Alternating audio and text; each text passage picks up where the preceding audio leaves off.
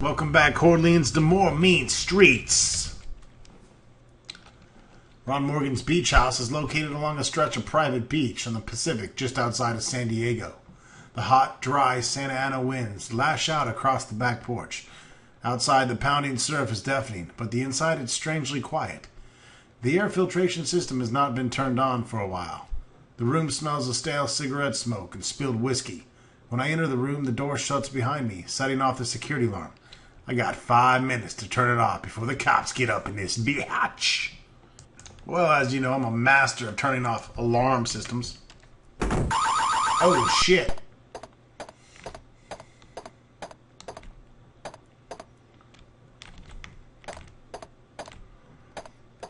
This is a nice pad. A control unit with 3 switches is built into the coffee table. Boom. Alarm is off. Switch 2. The cover of the coffee table panel is open. Switch 1. Give me some lights, baby. It's locked and you don't have the key.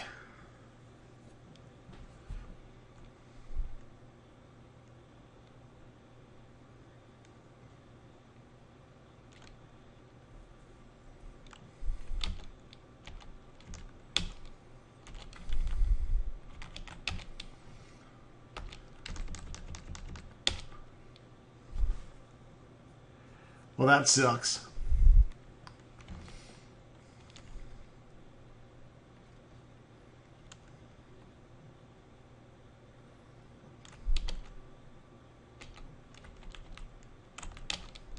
Solid oak and steel coffee table securely fastened to the floor. 8-foot post-nuclear design couch.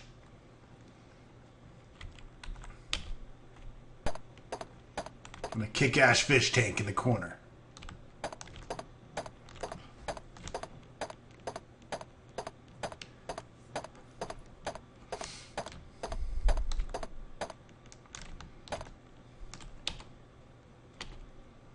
GE microwave bolted onto the counter. It's broken. I can't cook my microwave dinner now. Shit.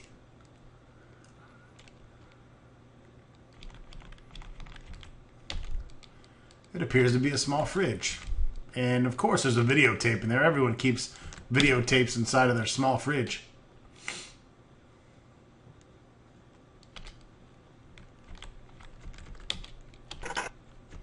Ooh, pizza and juice. Hell yeah, I want the pizza and juice.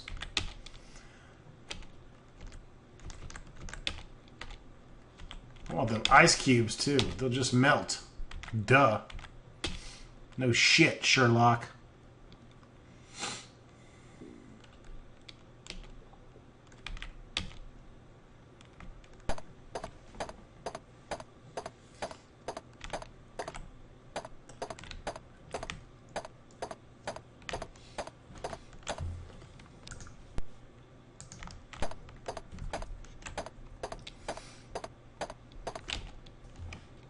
Computer. Won't operate without a passcode, of course. None of them do.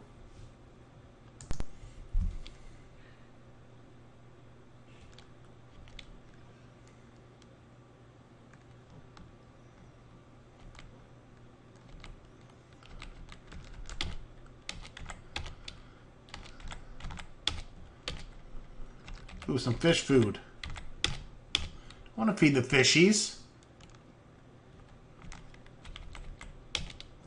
A large bookcase filled with scientific textbooks.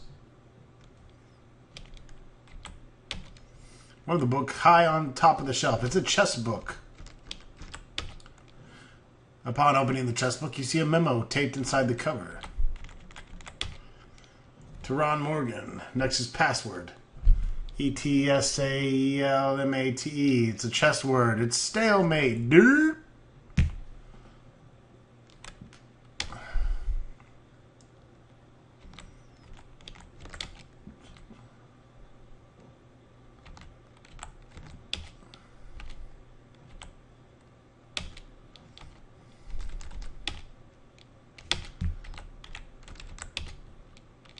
Ron, this is Della calling me. Ron, this is Della. Call me. Okay, baby, I'll call you. She sounds pretty worried.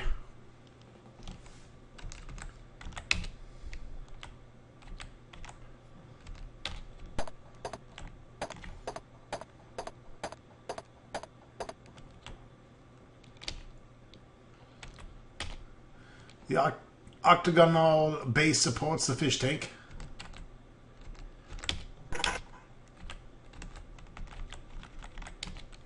The book is titled Learning to Love and Care for Your Piranha. Oh, that's nice.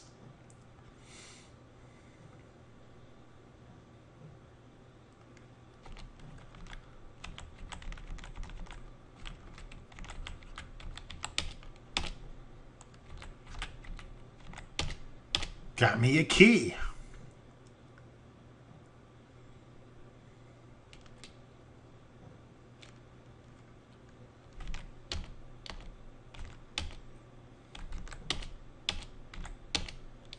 A large fish tank with many small fish darting about nervously. A Nexus computer pass card sits half buried at the bottom of the fish tank. Oh, that's nice.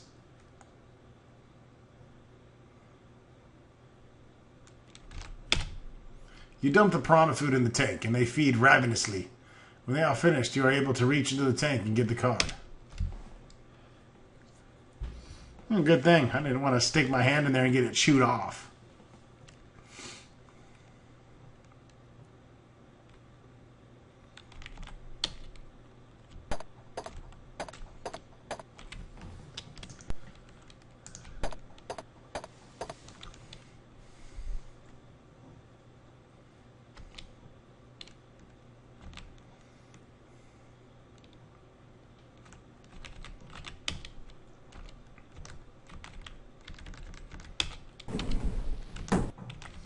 Now I got it open.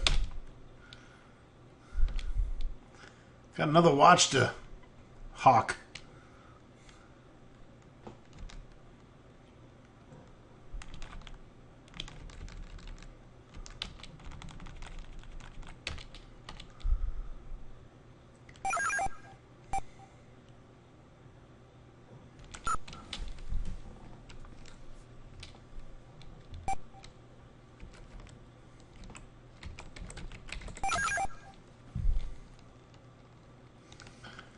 Personal log of Ron Morgan. I thought the old geek hired me as a research consultant because he had mystified by my book, An Elderly Guide to Picking Up Chicks. I now see that he's a dangerous lunatic who's totally out of control. So I'm getting out of town.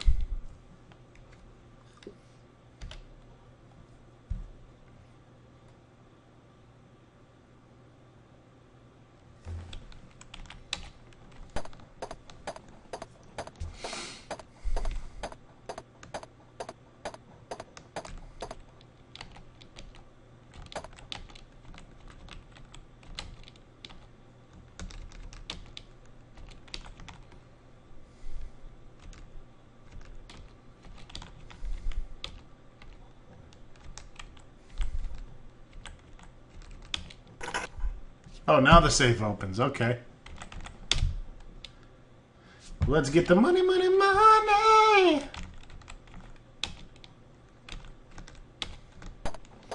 Must have been one of those keys I found. Alright, that's it for the beach house. Let's get the fuck out of Dodge.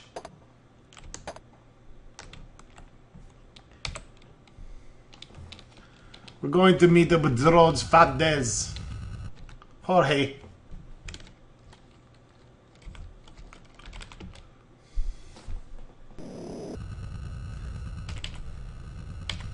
Autopilot engaged, and I'll see you there. It's quite a ways away.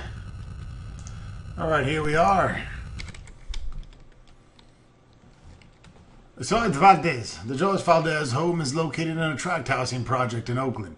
He comes to the door, and I notice he is still wearing a security badge from MTC. I ask him a few questions about MTC, and he gets a suspicious look on his face. They're keeping everything top secret. I know some law and order party big shots from Los Angeles have been in the office on a number of occasions. No one is supposed to know where they're from, but I overheard them talking while I was doing some service on one of the computers. I ask a few more questions. It's obvious he distrusts what's going on, but isn't quite sure what they're involved with. I thank him for his time and leave. Fucking Mexican. Alright. Let's go have a talk with Brenda Perry at 4577. I think I can handle this. Without the autopilot. Bitch is right down the road.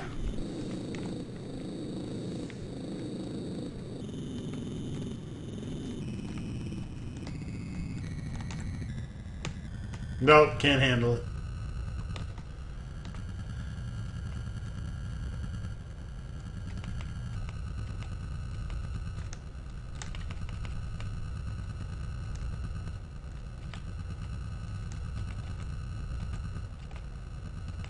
Get your ass on that lot.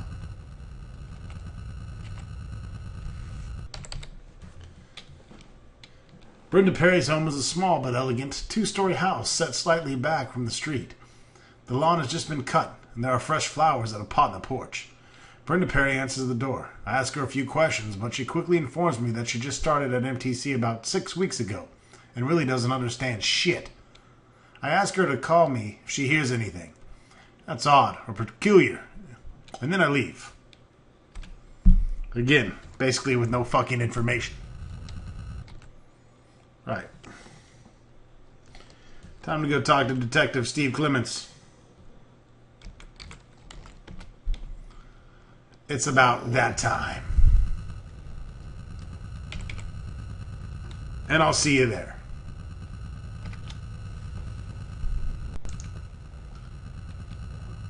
Now arriving, Steve Clements.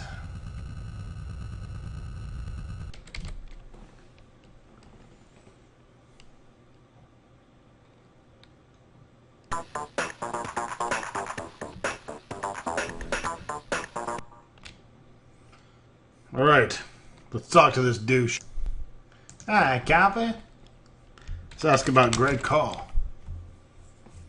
You're not too popular around here. The chief has told us we're not supposed to give out information on this case to anyone. Your name was specifically mentioned. I'm taking a big risk even talking to you. This Professor Call committed suicide in an apartment. 4753. Shoots himself with a .38. Looks open and shut, but I'm starting to get suspicious about all the suicides. And before we got there, a couple of goons from the Law and Order party had gone through the house pretty thoroughly. What about Big Jim Slade? Slade's a dangerous man. He's from Detroit. When he's in town, there's always trouble brewing. We've never been able to pin anything on him. But I'm sure he's a hired gun who's killed a number of people. If you're looking for him, good luck. He's likely to find you before you find him. A guy named Ron Meat might be able to help you, though. Here we go with this Ron Meat bastard again. In the meantime, let's head to Greg Call's apartment. 4753.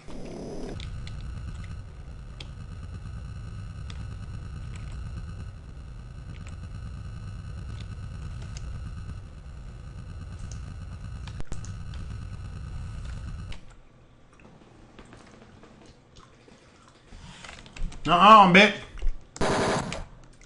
Get some. Welcome to the ghetto. Welcome to the Tex Murphy ghetto, bitch. Yeah, blasting you in your fucking face. Get some. Say hello to the devil.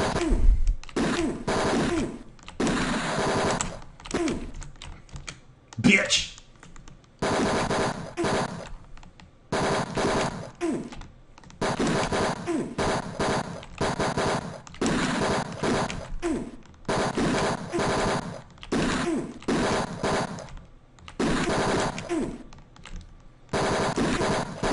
Too fucking good for you. Eat my shit. Greg Call's apartment is located in Vallejo. That's a good paint, by the way. I use those to paint my miniatures. It feels quite Spartan stocked, with only the bare essentials. I searched the place carefully, but there isn't much to see. I moved the dress from the bedroom, and a map falls to the floor. The map is of an area of California, near Mount Shasta. And the navigation code 8911 is circled. If the Law and Order boys have found this, they would have taken it. Maybe this is where the laboratory is located, and I can beat them to the punch. I'll return to my speeder as quickly as possible.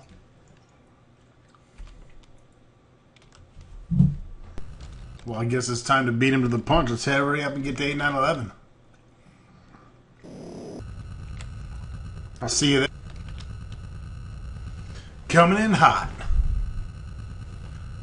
Looks like we're next to a mountain. A snow-capped mountain.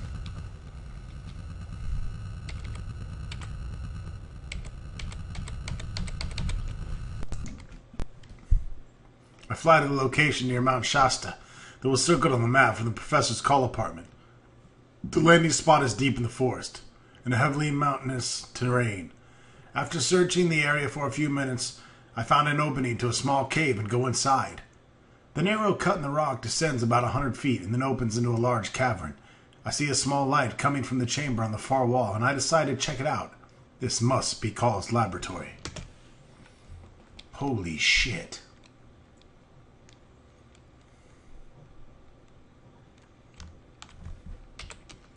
I'm gonna save first, because that place looks fucking scary.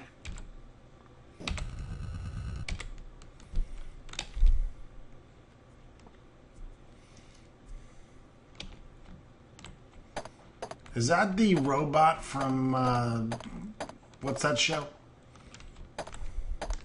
Space Odyssey, Lost in Space, whatever.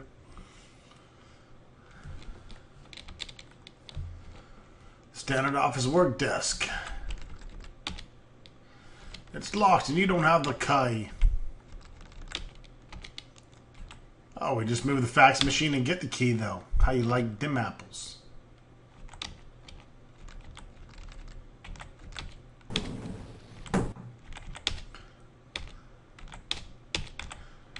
Get the money. Get the ammunition.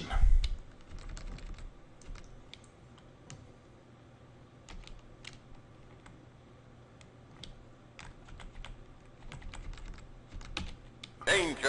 Danger! Warning. Danger, Will Danger. Robinson. What's it? Swiss Family Robinson? I don't fucking know. I'm too goddamn old. I'm too young for that shit. Danger. Danger! Danger! Warning! Danger! Good shit, man. Good shit.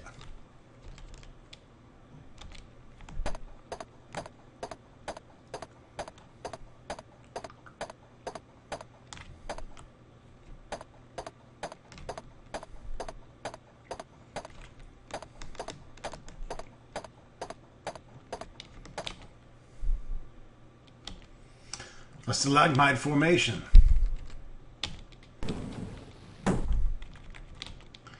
A map of California, navigation code circled 1700, the Lost Dutchman diamond mine. We'll take that. An extremely thorny vine. It's a vine full of poison. I'm dead.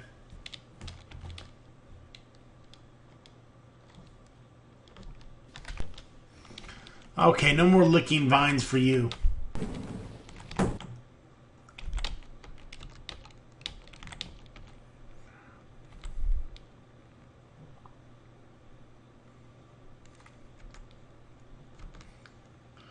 Alright, we need to be able to move that vine, but we don't have protection that we need.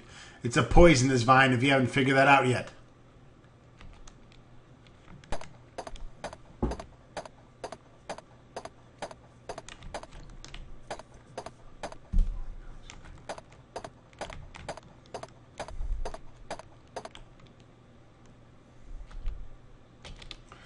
Protective containment system was designed for working with toxic chemicals and has 2 mechanical arms for handling material. Inside the containment area, one of the rubber seals is damaged. Well, that's poop.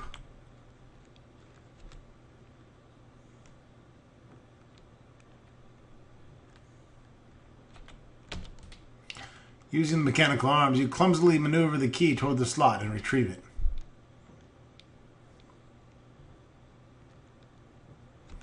If you move the vial, I think you die.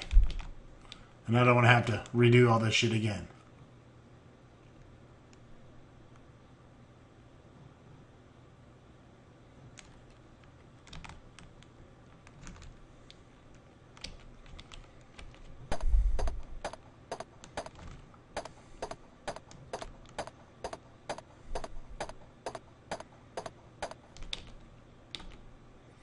The cabinet is fastened to the wall. Using the 3-in-1 oil that I found in Lynxie's lab, I'm able to get the cabinet open. And I get the diamonds.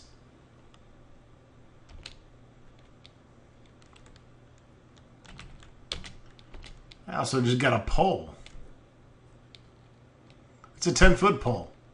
Perfect for getting the box in the back of Cal Davis's lab, past that fucking gorilla.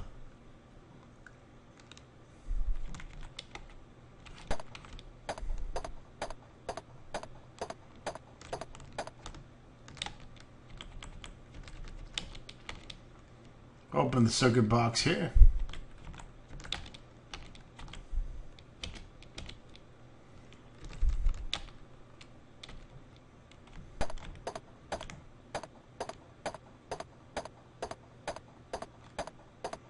Look at all this fancy machinery.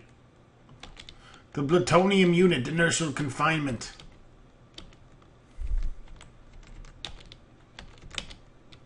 You hear a loud humming. It gets louder.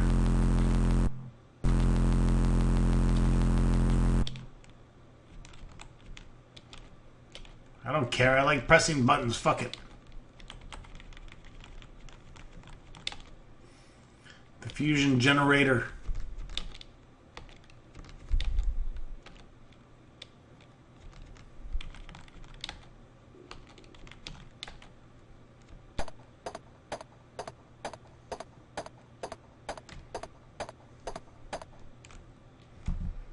Get out of here before I blow the place up.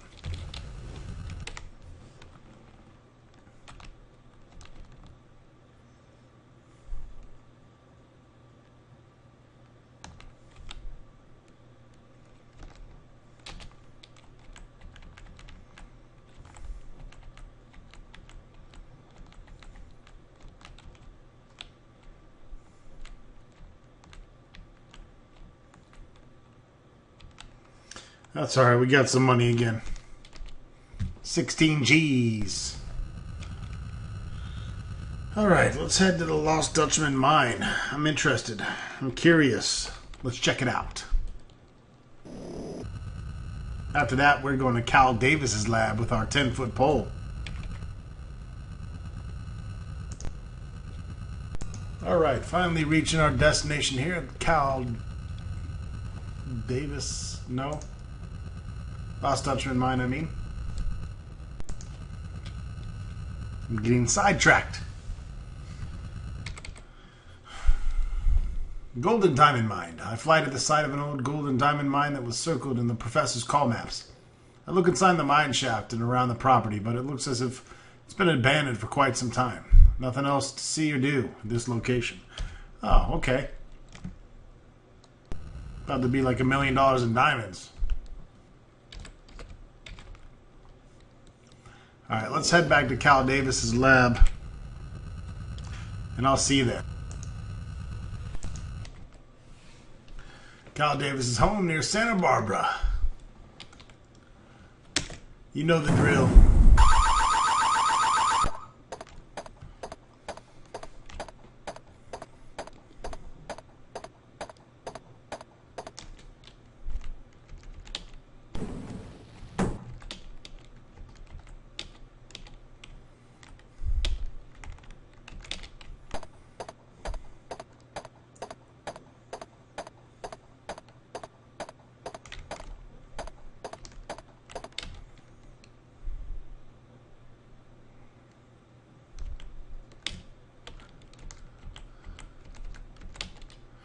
Use the 10-foot pole found in the cave and drag the box towards you.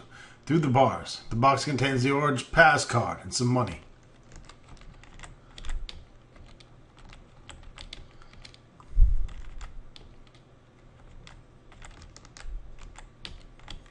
We like the money. We like the money.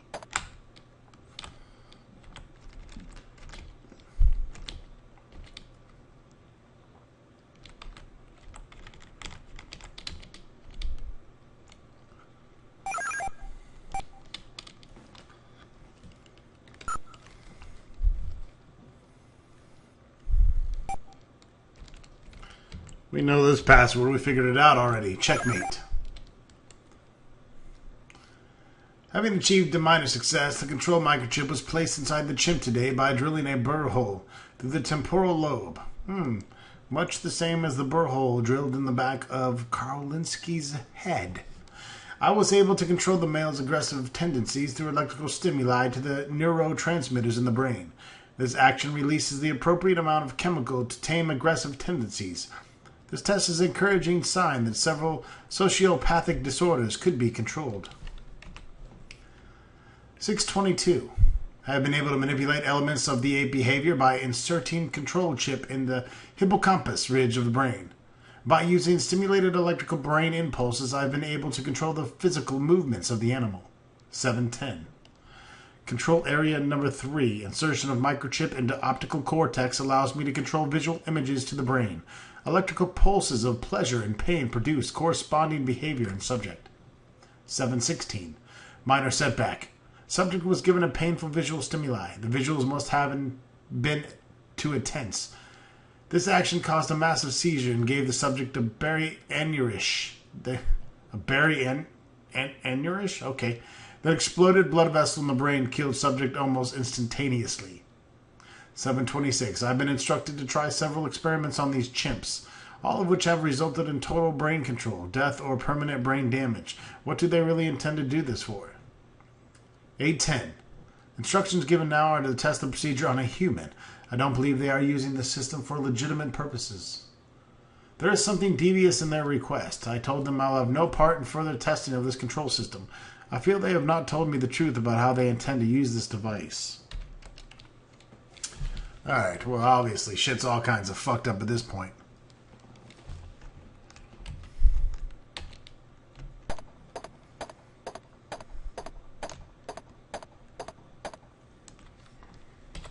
You know this game is cool because it has 2 Rons in it. And right now we're going to go say hello to Ron Meat, our favorite Cyclops. It's funny because he reminds me of Lug Lug. We'll see you there. Back at Ron Meats. Want to meet my meat? Alright, let's ask him about Big Jim Slade. I saw him a week ago throwing money around like it grew on trees. He said he's been real busy lately, and he means people are getting bumped off. I don't know where he is now, but if I hear something, I'll let you know.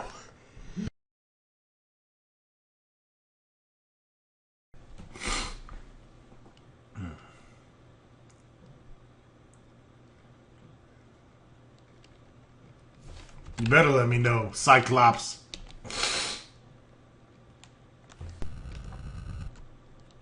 Next on my list, Peter Dull.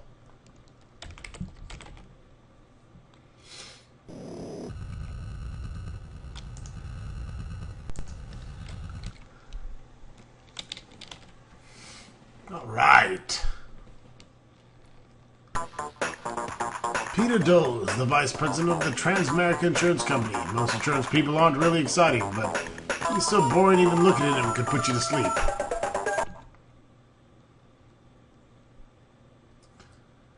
Alright, well let's ask him. Lee Chen sent us to you for Bosworth Clark. Yes, I've written several insurance policies for Dr. Clark. He's quite eccentric. His laboratory is in Death Valley. He works as satellites and says the reception is much better in the desert. Oh, okay. 9932. That's where we're going.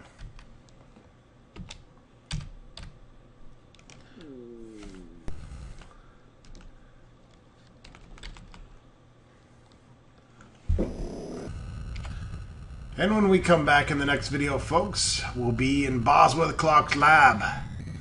Out in the middle of the desert. Stay tuned. It sounds exciting.